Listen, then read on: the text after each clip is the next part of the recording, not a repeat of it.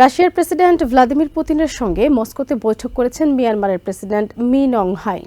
মঙ্গলবারের বৈঠকে জ্বালানি প্রতিরক্ষা ও মহাকাশ গবেষণা সহ বিভিন্ন ক্ষেত্রে সহযোগিতা বাড়ানোর বিষয়ে আলোচনা হয়। মিয়ানমারে তেল শোধনাগার নির্মাণ, হাইড্রোকার্বন অনুসন্ধান ও উত্তোলন এবং রাশিয়া থেকে এলএনজি সরবরাহের সম্ভাবনা নিয়েও আলোচনা হয়েছে বলে জানিয়েছেন পুতিন।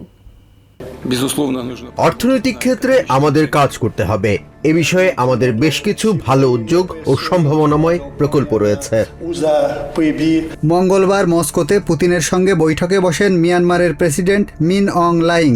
এপ্রিল মাসে প্রেসিডেন্ট হওয়ার পর এটি তার প্রথম কোনো অপ্রতিবেশী দেশে সরকারি সফর।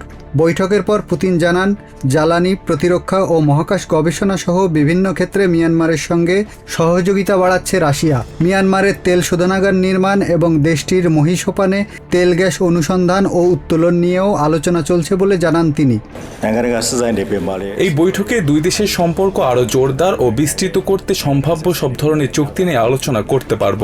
রাশিয়া এবং আপনার ব্যক্তিগত সমর্থনের কারণে আমরা আন্তর্জাতিক অঙ্গনে অনেক সাফল্য পেয়েছি, তবে আমাদের লক্ষ্য পূরণে এখনো কিছু কাজ বাকি রয়েছে।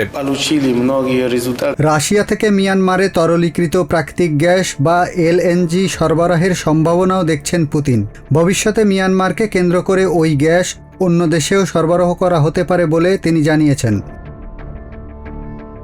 মিন অং হ্লাইংয়ের ওপর পশ্চিমা দেশগুলোর একাধিক নিষেধাজ্ঞা রয়েছে। 2021 সালের সামরিক অভ্যুত্থানের পর মিয়ানমারের সামরিক বাহিনীর ওপর আন্তর্জাতিক চাপ বাড়লেও রাশিয়া দেশটির অন্যতম গুরুত্বপূর্ণ কূটনৈতিক ও সামরিক সহযোগী হিসেবে রয়েছে। চায়নার পাশাপাশি রাশিয়াও মিয়ানমারের সামরিক বাহিনীকে সমর্থন দিয়ে আসছে।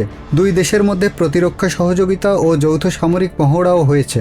একই সঙ্গে জ্বালানি, পারমাণবিক শক্তি ও অবকাঠামো খাতে রুশ সহযোগিতা বাড়ানোর উদ্যোগ রয়েছে। Sheikh Sharifuzzaman, TVN 24 news desk.